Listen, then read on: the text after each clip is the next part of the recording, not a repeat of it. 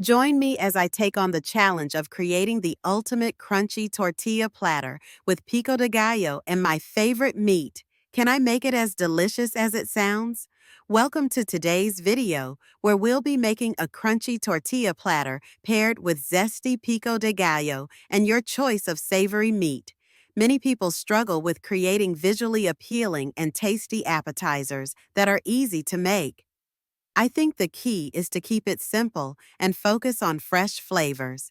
We can start by breaking down the components of a great platter.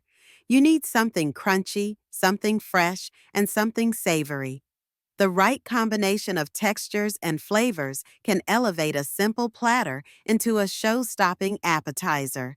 It's all about experimenting and finding what works best for you. Let's explore the ingredients and step-by-step process for making the perfect tortilla platter, including tips for customizing it to your taste. To start, you'll need a variety of tortilla chips. I like to use a mix of crunchy and smooth. You'll also need some fresh ingredients like diced tomatoes, onions, jalapenos, cilantro, and lime juice for the pico de gallo. For the meat, the options are endless. You can go with classic carnitas, spicy chorizo, or even grilled chicken. As I assemble the platter, I want to reveal the secret to making your pico de gallo pop with flavor. The key is to use the freshest ingredients possible, and don't be afraid to add a squeeze of lime juice. I like to add a sprinkle of queso fresco on top for extra flavor and texture. The combination of crunchy tortilla chips, tangy pico de gallo, and savory meat is a match made in heaven.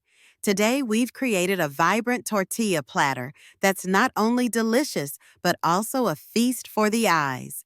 Remember these key tips for your next gathering. If you enjoyed this recipe, be sure to check out my other videos for more quick and tasty meal ideas. And let me know your favorite meat combination in the comments.